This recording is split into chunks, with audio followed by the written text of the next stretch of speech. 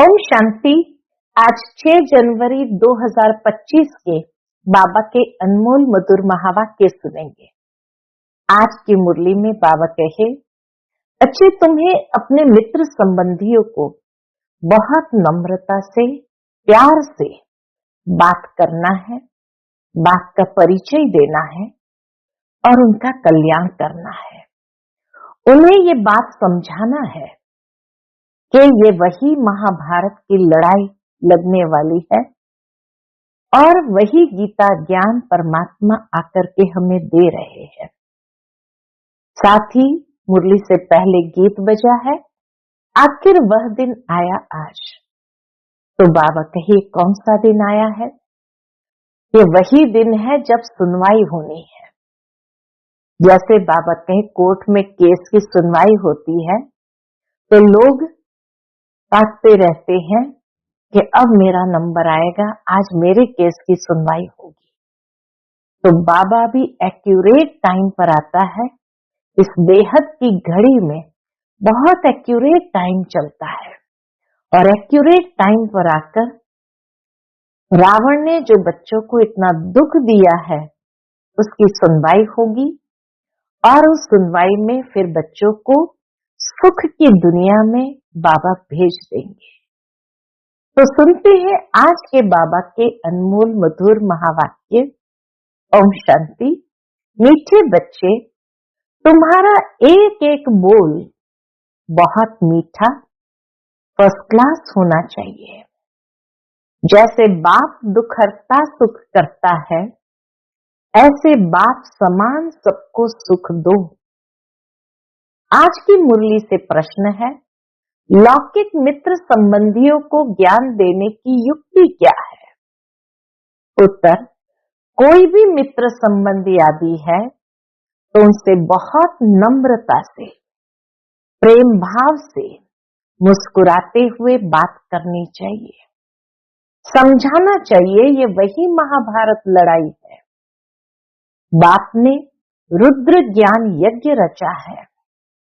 मैं आपको सत्य कहता हूं कि भक्ति आदि तो जन्म जन्मांतर की, अब ज्ञान शुरू होता है।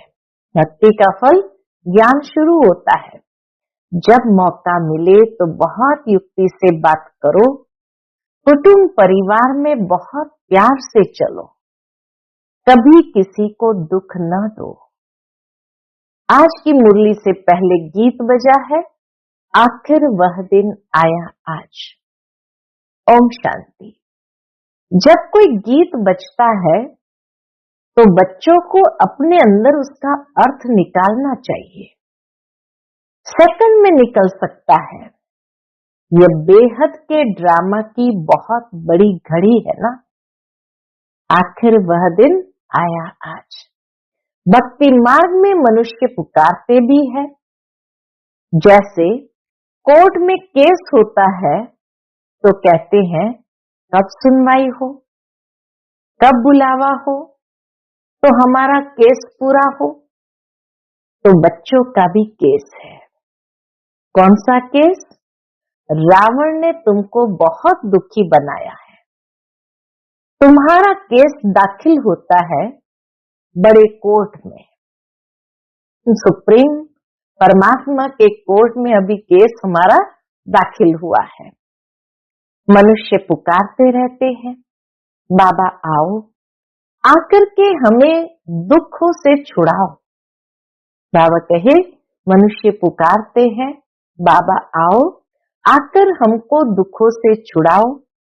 एक दिन सुनवाई तो जरूर होती है। बाप सुनते भी है, ड्रामा अनुसार आते भी है, बिल्कुल पूरे टाइम पर। उसमें एक सेकंड का भी फर्क नहीं पड़ सकता है।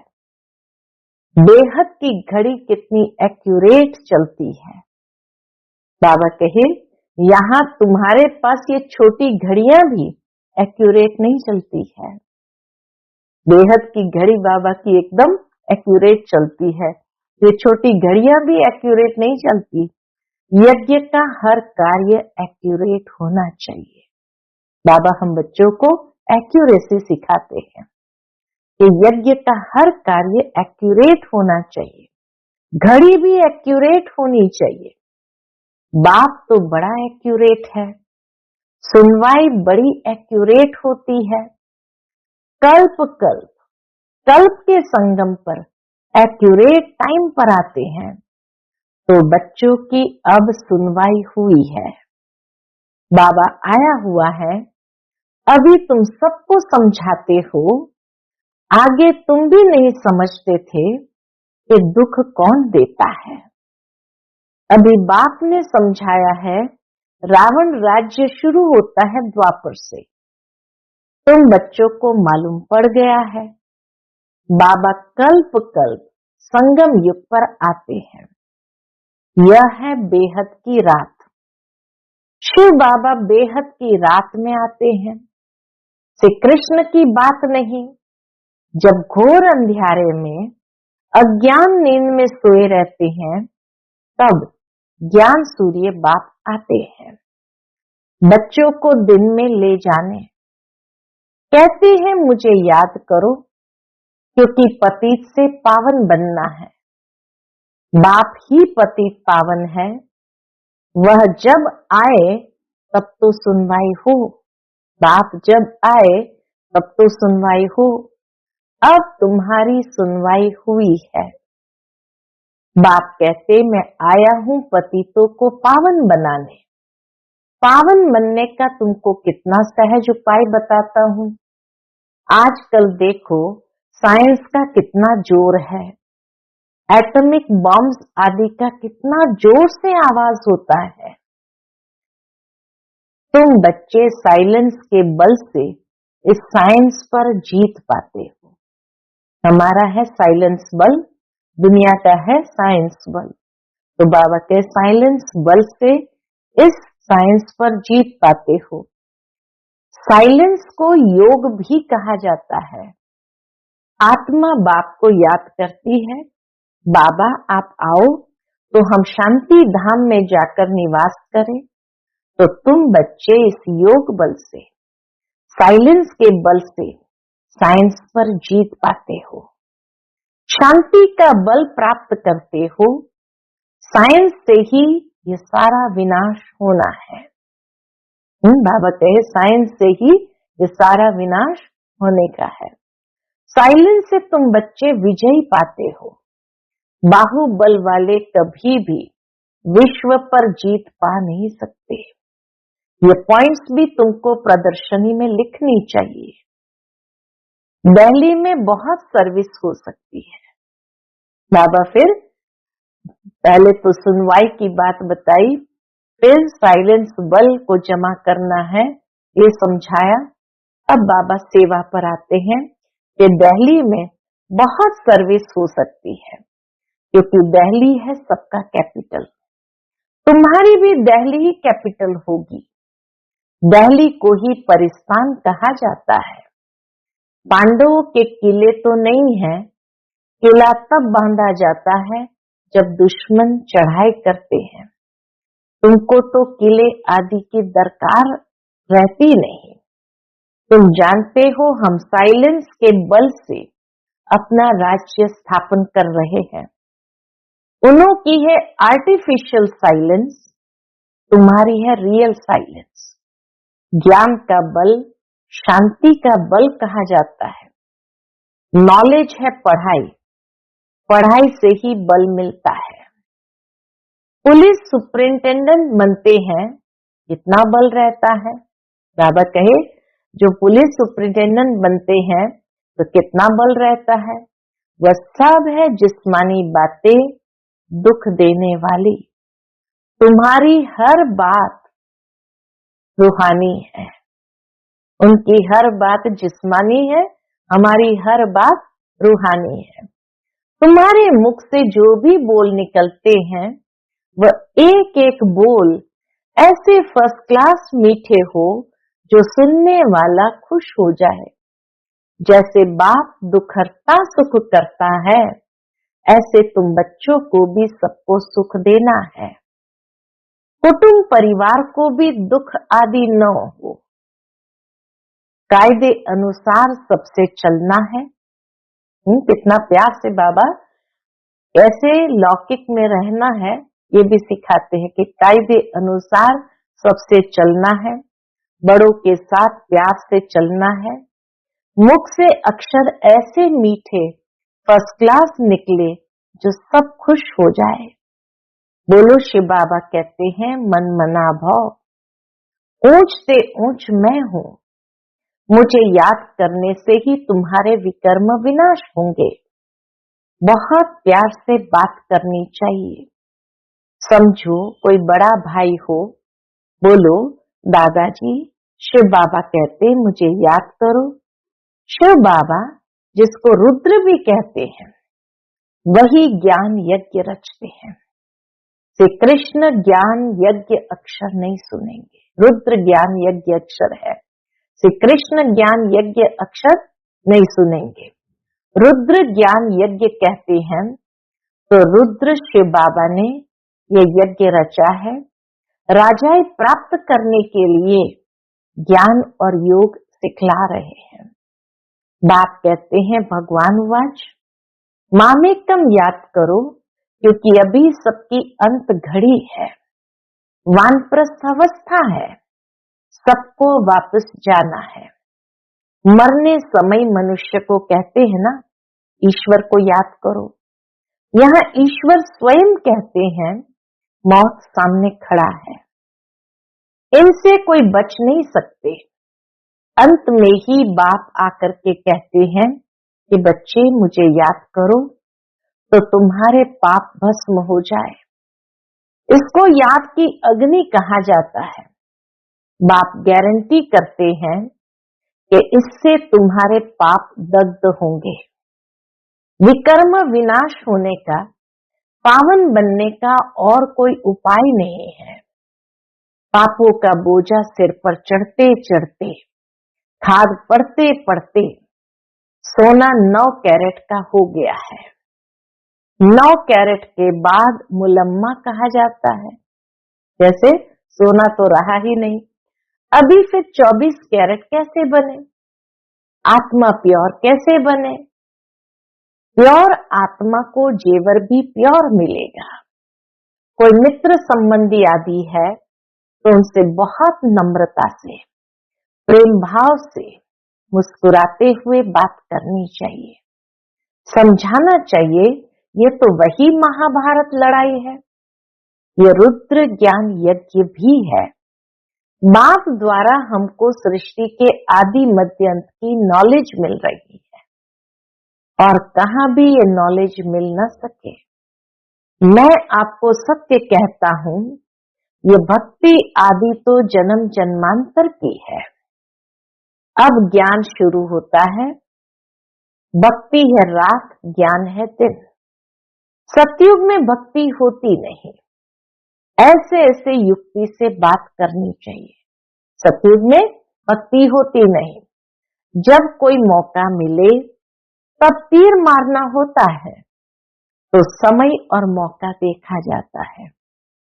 ज्ञान देने की भी बड़ी युक्ति चाहिए। बाप युक्तियां तो सबके लिए बताते रहते हैं। पवित्रता तो बड़ी अच्छी है। ये लक्ष्मी नारायण हमारे बड़े पूज्य है ना। पूज्य पावन फिर पुजारी पतित बने हैं। पावन की पतित बैठ पूजा करे। पूज्य जो थे वही फिर पुजारी पतित बने और पावन की पतित बैठ पूजा करे। ये तो शोभता नहीं है। कई तो पतित से दूर भागते हैं। वल्भाचारी कभी पांव को छूने नहीं देते हैं, समझते हैं ये छीछी मनुष्य है। मंदिरों में भी हमेशा ब्राह्मणों को ही मूर्ति छूने का अलाव रहता है। शूद्र मनुष्य अंदर जाकर छू न सके। वहां ब्राह्मण लोग ही उनको स्नान आदि कराते हैं और कोई को जाने नहीं देते। फर्क तो है ना। अब वे तो है मुखवंशावली ब्राह्मण, तुम हो मुखवंशावली ब्राह्मण। बाबा कहे तुम हो मुखवंशावली, वो भी सच्चे ब्राह्मण। तुम उन ब्राह्मणों को अच्छा समझा सकते हो, उन ब्राह्मणों को भी अच्छा समझा सकते हो कि ब्राह्मण दो प्रकार के होते हैं। एक तो है प्रजापिता ब्रह्मा के मुखवंशावली, दूसरे हैं कुखवंशावली। ब्रह्मा के मुखवंशावली ब्राह्मण है ऊंच से ऊंच चोटी, यज्ञ रचते हैं तो भी ब्राह्मणों को मुक्रूर किया जाता है। यह फिर है ज्ञान यज्ञ, ब्राह्मणों को ज्ञान मिलता है जो फिर देवता बनते हैं। वर्ण भी समझाए गए हैं। जो सर्विसेबल बच्चे होंगे उन्हें सर्विस का सदैव शौक रहेगा। कहाँ प्रदर्शनी होगी तो झट सर्विस पर भागेंगे। हम जाकर ऐसी ऐसी पॉइंट्स समझाएं। प्रदर्शनी में तो प्रजा बनने का विहंग मार्ग है। आपे ही ढेर के ढेर आ जाते हैं, तो समझाने वाले भी अच्छे होने चाहिए।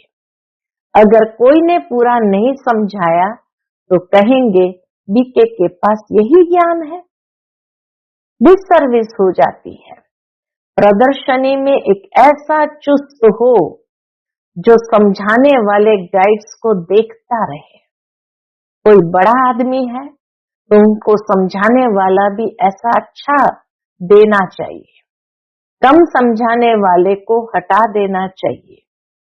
सुपरवाइज करने पर एक अच्छा होना चाहिए। बाबा कहे जो सुपरवाइज करता है तो सुपरवाइज करने पर एक अच्छा होना चाहिए। तुमको तो महात्माओं को भी बुलाना है, तुम सिर्फ बतलाते हो कि बाबा ऐसे कहते हैं, वह ऊंच से ऊंच भगवान है, वही रचयिता बाप है, बाकी सब है उनकी रचना। वर्षा बाप से मिलेगा। भाई भाई को वर्षा क्या देंगे? कोई भी सुखधाम का वर्षा दे न सके। वर्षा देते ही है बाप। सर्व का सदगति करने वाला एक ही बाप है, उनको याद करना है। बाप खुद आकर गोल्डन एज बनाते हैं। बाबा आकर के इस समय गोल्डन एज बनाते हैं। ब्रह्मा तन से स्वर्ग स्थापन करते हैं। शिव जयंती मनाते भी है, परंतु वह क्या करते हैं ये सब मनुष्य भूल गए हैं। परमात्मा आकर क्या करते हैं ये सब मनुष्य भूल गए हैं। शिव बाबा ही आकर राजयोग सिखलाए वर्षा देते हैं। 5000 वर्ष पहले भारत स्वर्ग था। लाखों वर्ष की तो बात ही नहीं है। तिथि तारीख सब है, इनको कोई खंडन कर न सके। नई दुनिया और पुरानी दुनिया आधा आधा चाहिए। वह सतयुग की आयु लाखों वर्ष कह देते हैं तो कोई हिसाब हो नहीं सकता। स्वास्तिका में भी पूरे 4 भाग है। 1250 वर्ष हर युग में बटे हुए हैं। हिसाब किया जाता है ना, वो लोग हिसाब तो कुछ भी जानते नहीं, इसलिए कौड़ी तुल्य कहा जाता है। अब बाप हीरे तुल्य बनाते हैं, सब पतित है, भगवान को याद करते हैं। उन्हों को भगवान आकर ज्ञान से क्या करते हैं? ज्ञान से गुलगुल बनाते हैं। तुम बच्चों को ज्ञान रत्नों से सजाते रहते हैं, फिर देखो तुम क्या बनते हो। बाबा इतना सजाते हैं, फिर देखो तुम क्या बनते हो। तुम्हारी एम ऑब्जेक्ट क्या है? भारत कितना सिरताज था, सब भूल गए हैं। मुसलमानों आदि ने भी कितना सोमनाथ मंदिर से लूटकर मस्जिदों आदि में हीरे आदि जाकर लगाए हैं। अभी उनकी तो कोई वैल्यू भी कर नहीं सकते। इतनी बड़ी बड़ी मणियां राजाओं के ताज में रहती थी, कोई तो करोड़ों की, कोई 5 करोड़ की। आजकल तो सब इमिटेशन निकल पड़े। बाबा तो जवेरी था, तो बाबा को मालूम था कि राजाओं के ताज में भी कितनी बड़ी बड़ी मणियां करोड़ों की, 5 करोड़ की लगी रहती थी। इस दुनिया में सब है आर्टिफिशियल पाई का सुख, बाकी है दुख। इसलिए सन्यासी भी कहते हैं काग विष का समान सुख है, इसलिए वह घर बार छोड़ते हैं, परंतु अब तो वह भी तमो प्रधान हो पड़े हैं। शहर में अंदर घुस पड़े हैं, परंतु अब किसको सुनाए। राजा रानी तो है नहीं, कोई भी मानेगा नहीं, कहेंगे सबकी अपनी अपनी मत है, जो चाहे सो करे। लोग भी कह देंगे हर एक की अपनी अपनी मत है, जो चाहे सो करे। संकल्प की सृष्टि है। अब तुम बच्चों को बाप गुप्त रीति पुरुषार्थ कराते रहते हैं। तुम कितना सुख भोगते हो। दूसरे धर्म भी पिछाड़ी में जब वृद्धि को पाते हैं, तब लड़ाइयां आदियां खिटपिट होती है। पौना समय तो सुख में रहते हो। इसलिए बाप कहते हैं तुम्हारा देवी देवता धर्म बहुत सुख देने वाला है। हम तुमको विश्व का मालिक बनाते हैं, और धर्म स्थापक कोई राजा ही नहीं स्थापन करते हैं। वह सदगति नहीं करते, आते हैं सिर्फ अपना धर्म स्थापन करने। वह भी जब अंत में तमो प्रधान बन जाते हैं, तो फिर बाप को आना पड़ता है सतो प्रधान बनाने। तुम्हारे पास सैकड़ों मनुष्य आते हैं, परंतु कुछ भी समझते नहीं है। बाबा को लिखते हैं फलाना बहुत अच्छा समझ रहा है। कई बच्चे बाबा को लिखते हैं फलाना बहुत अच्छा समझ रहा है, बहुत अच्छा है। बाबा कहते कुछ भी समझा नहीं है। अगर समझ जाए बाबा आया हुआ है, विश्व का मालिक बना रहे हैं, बस उसी समय मस्ती चढ़ जाए, फौरन टिकट लेकर यह भागे। परंतु ब्राह्मणी की चिट्ठी तो जरूर लानी पड़े बाप से मिलने के लिए। बाबा कहे, ये भी कायदा बाबा बताते, यज्ञ में आओ तो ब्राह्मणी से परमिशन लेकर के, सेंटर की बहनों से परमिशन लेकर, चिट्ठी लेकर आना चाहिए बाप से मिलने लिए। बाप को पहचान जाए तो मिलने बिगर रह न सके, एकदम नशा चढ़ जाए। जिन्हें नशा चढ़ा हुआ होगा उन्हें अंदर में बहुत खुशी रहेगी। उनकी बुद्धि मित्र संबंधियों में भटकेगी नहीं, परंतु बहुतों की भटकती रहती है। गृहस्थ व्यवहार में रहते कमल फूल समान पवित्र बनना है और बाप की याद में रहना है बहुत सहज। जितना हो सके बाप को याद करते रहो। जैसे ऑफिस से छुट्टी लेते हैं, वैसे धंधे से छुट्टी पाकर 1-2 दिन याद की यात्रा में बैठ जाओ। जैसे ही छुट्टी मिले, बाबा कहे याद की यात्रा में बैठ जाओ। घड़ी घड़ी याद में बैठने के लिए, अच्छा सारा दिन व्रत रख लेता हूँ बाप को याद करने का, कितना जमा हो जाएगा। विकर्म भी विनाश होंगे। बाप की याद से ही सतो प्रधान बनना है। सारा दिन पूरा योग तो किसका लग भी न सके। माया विघ्न जरूर डालती है, फिर भी पुरुषार्थ करते करते विजय पा लेंगे। बस आज का सारा दिन बगीचे में बैठ बाप को याद करता हूँ। खाने पर भी बस याद में बैठ जाता हूँ। यह है मेहनत। हमको पावन जरूर बनना है, मेहनत करनी है, औरों को भी रास्ता बताना है।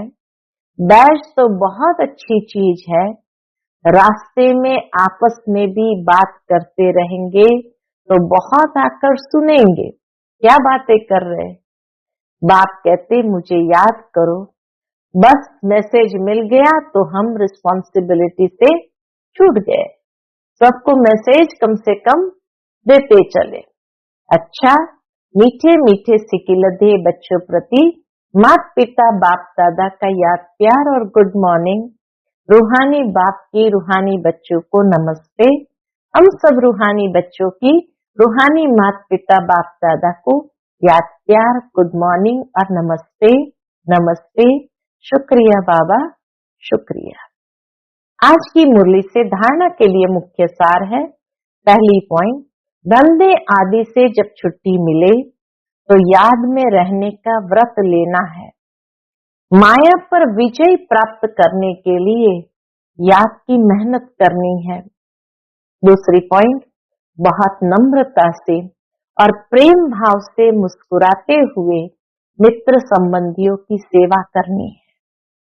उनमें बुद्धि को भटकाना नहीं है, प्यार से बाप का परिचय देना है।